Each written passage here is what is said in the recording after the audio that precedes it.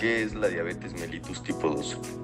Es una condición médica en la que las células del cuerpo no responden correctamente a la hormona de la insulina. La insulina es producida en el páncreas para permitir acceder a las células y que ésta se convierta en energía. En la diabetes, el cuerpo no produce suficiente insulina, por lo que se queda demasiada glucosa en la sangre y no llega lo suficiente a las células. Es una patología la cual se puede prevenir y retrasar su desarrollo. Como dato interesante, en el mundo la diabetes mellitus tipo 2 es la sexta causa de muerte, además de que cada año 15 millones de personas antes de los 70 años, debido a distintas afecciones, entre ellas diabetes mellitus tipo 2, mueren. Y en México actualmente existen 8.7 millones de casos con diabetes mellitus tipo 2. No presenta ningún síntoma.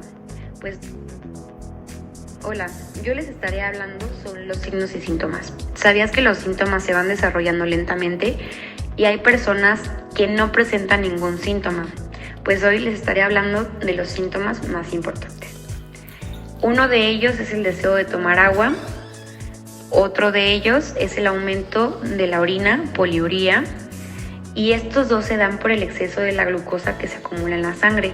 Aquí entra un papel muy importante que son los riñones, que se ven más afectados ya que trabajan más de lo normal para filtrar y absorber el exceso de glucosa.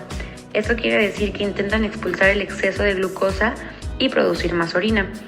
Aquí pues hay una deshidratación y aumenta la sed.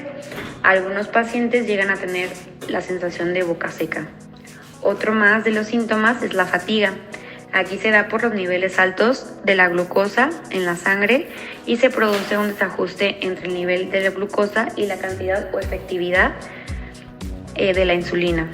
Si no se trabaja adecuadamente la insulina, el azúcar de nuestra sangre no consigue penetrar en las células. Entonces aquí entra un papel importante ya que no vamos a tener tanta energía como lo normal. Otro más es la visión borrosa. Cuando los vasos sanguíneos se dañan, pueden hincharse y dejar que salga la sangre, lo cual causa una visión borrosa o impide la circulación de la sangre. O sea, a grandes rasgos, el deseo frecuente de orinar se debe a que los riñones intentan expulsar el exceso de glucosa de la sangre, produciendo más y más orina. Como consecuencia, pues hay una deshidratación y se incrementa la sed con la que la intención pues es compensar. Hay quienes pues refieren, como lo mencioné, la boca seca. Si la glucosa no entra a las células, estas se sienten hambrientas, se pierde peso y todo se manifiesta como un apetito excesivo y cansancio, como la fatiga. Acumula en los vasos sanguíneos de los ojos, cambia la función de cristalino o lente, o bien como lo conocemos, visión borrosa. Aunque esto, pues como lo mencioné, son los síntomas más importantes o los más comunes que hay personas que llegan a tener esta enfermedad y no presentan ningún signo o síntoma. Es una enfermedad pues silenciosa a veces y es asintomática.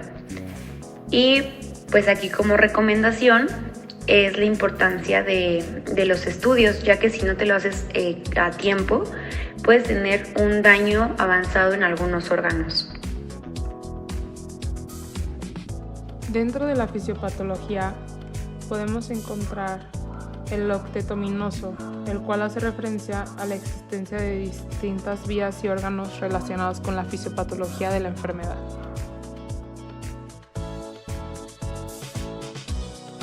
La lipotoxicidad, que decimos que son esas gotas lipídicas que se acumulan en células e impiden los funcionamientos de los receptores. La menor entrada de glucosa en los tejidos periféricos, porque al haber menor insulina con mayor resistencia a la insulina, entra menor glucosa a los tejidos periféricos. Mayor gluconeogénesis, porque ante no tener el estímulo de la insulina no podemos inhibir la gluconeogénesis, entonces esta se incrementa y produce más glucosa y con ello pues más glucosa en sangre. Menor efecto incretina, porque las gotas lipotóxicas están dañando los receptores de incretina. La disfunción neurotransmisora, porque la desestabilización de la leptina está llevando a que ese paciente no pueda tener saciedad. la disminución de la secreción de insulina por todo el año de este páncreas y la apoptosis que comienza a ocurrir. El aumento en la secreción de glucagón por la transdiferenciación a células alfa y la sobreexpresión de SGLT2 por el riñón para poder suministrar glucosa a esos tejidos periféricos. En el tratamiento farmacológico del paciente con diabetes mellitus tipo 2, el tratamiento inicial es la metformina, la cual es un medicamento que está destinado a disminuir los niveles de azúcar en sangre que aparecen normalmente elevados en los pacientes que presentan esta enfermedad. La dosis debe individualizarse en base a los requerimientos del paciente. Normalmente se suele empezar con un comprimido de 500-800 miligramos por 3 veces al día. Posteriormente, esta dosis puede aumentar hasta un máximo de 1 gramo y se debe tomar durante las comidas o inmediatamente de las mismas. Una dieta balanceada, saludable, complementada con el tratamiento farmacológico y hábitos de vida adecuados como es la actividad física o dejar de fumar tabaco, ayudan a controlar la glucemia en sangre. Se deberán consumir carbohidratos complejos, ya que estos producen una elevación más lenta y moderada de la glucosa en sangre, y no consumir carbohidratos simples, los cuales son los que más causan el aumento brusco de esta, a menos que se presente una hipoglucemia. Hablando de los lípidos, los más recomendados son las grasas monoinsaturadas, que se encuentran principalmente en el aceite de oliva, los frutos secos y el aguacate. De igual forma, las grasas poliinsaturadas ricas en omega 3, presente principalmente en los pescados, y evitar las grasas trans.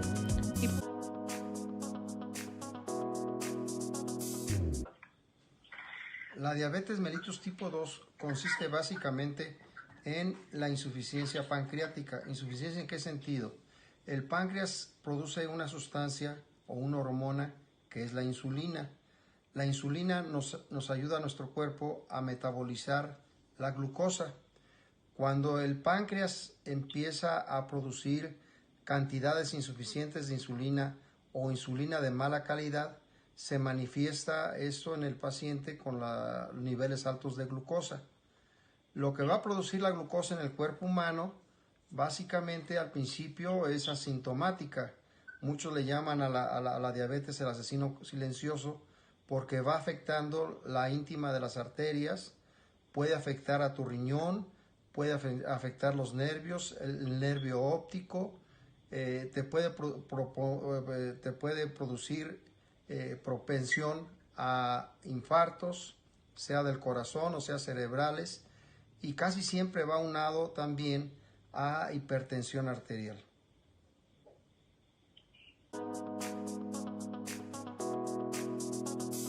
El tratamiento para la diabetes tipo 2 ya no se enfoca como era antes únicamente a controlar la glucosa. Tienes que controlar también los niveles de triglicéridos, de colesterol, del colesterol de alta densidad, que es el bueno, y del colesterol de baja densidad. Tienes que controlar también la presión arterial, tienes que controlar también el peso y sobre todo la dieta.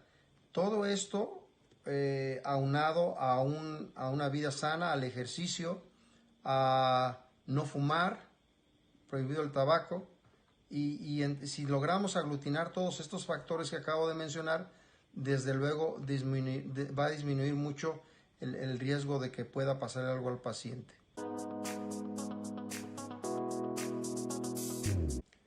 Depende de los niveles de glucosa que esté manejando y si es posible controlarlo.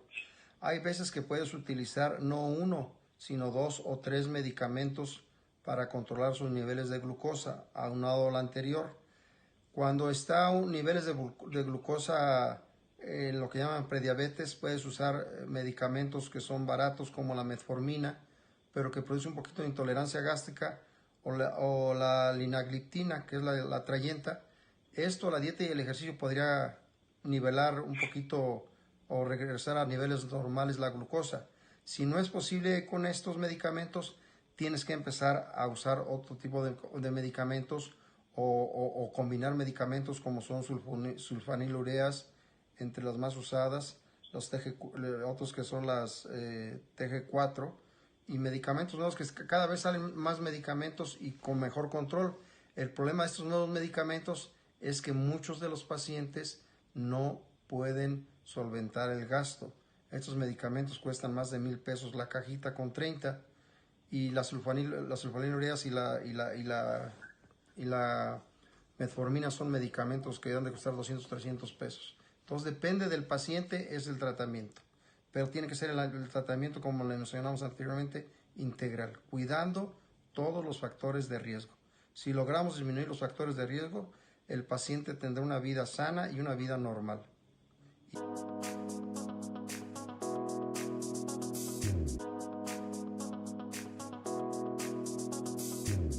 Entre los primeros aspectos que tienes que ver o que tienes que saber de tu paciente son cuáles son sus hábitos de alimentación, en qué están enfocados, si están más enfocados a hidratos de carbono, por ejemplo, y si estos hidratos de carbono en realidad son más simples que complejos, la cantidad de proteína que va a consumir tu paciente y las grasas o el tipo de grasa que aquí nos interesa mucho en diabetes tipo 2, pues que tenga un peso saludable, que mantenga un peso saludable, que se encuentre bien en todos los parámetros bioquímicos y bueno, también del paciente es importante saber cuáles serían sus actividades, a qué se dedica y si tiene algún ejercicio ya digamos estandarizado durante la semana que esté haciendo o esté realizando y pues si come en casa o no come en casa, que también son datos como muy interesantes que tienes que saber para poder al final del día darle algún plan de alimentación mucho más adecuado a su entorno y a su contexto.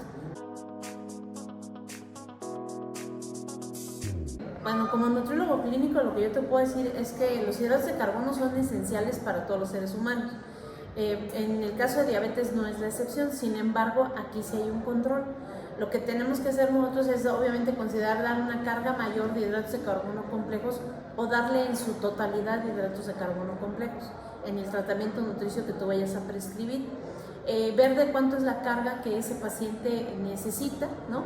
Y básicamente no podemos dar menos de 150 o 180 gramos de hidratos de carbono sí o sí en cualquier tratamiento nutricio para evitar nosotros algún problema pues que se ha originado por una neuroglucopenia, es decir, que la neurona esté sufriendo de esta falta de hidratos de carbono, de azúcar, que ellos, las neuronas lo van a utilizar y que bueno, si el paciente le damos menos de esa carga, pues vamos a tener problemas neurológicos básicamente con ese paciente.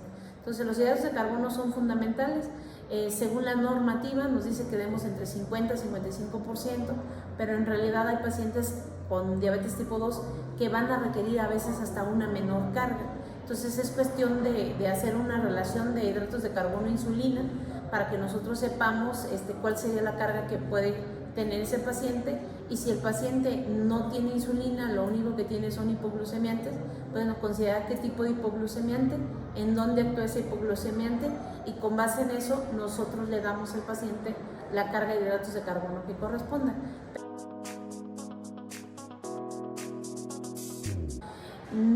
El grueso de población que yo atiendo es en suma total, coordinamos varios servicios. Yo directamente estoy en la terapia intensiva y ahí tenemos un promedio de 10 pacientes. De esos 10 pacientes te puedo decir que aproximadamente el 30-40% de ellos son pacientes que tienen diabetes tipo 2, pero no olvidemos que la verdad es que la mayoría de nuestros hospitales aquí en la ciudad pues son hospitales traumáticos, es decir, por accidentes que se dan. En cambio, cuando ya nos vamos al área de medicina interna, que ahí coordino esta área también, en esta área de medicina interna el 60% de los pacientes tiene diabetes tipo 2, el 60%. Y las patologías o las complicaciones más comunes que nosotros vamos a encontrar es enfermedad renal crónica, retinopatías en menor proporción, pero las tenemos, y enfermedades cardiovasculares como evento cerebral vascular o directamente algún infarto que se haya dado o un desbalance en todo lo que son las grasas saturadas de nuestro paciente. Entonces una dislipidemia como tal es lo que vamos a tener nosotros ahí, amputaciones de miembros inferiores, y desde hace algunos años para acá también tenemos amputaciones de miembros superiores, por lo que hoy se conoce como mano diabética, y que básicamente si los analizamos, pues todos estos, digamos, tienen alguien que los antecede y es la diabetes tipo 2.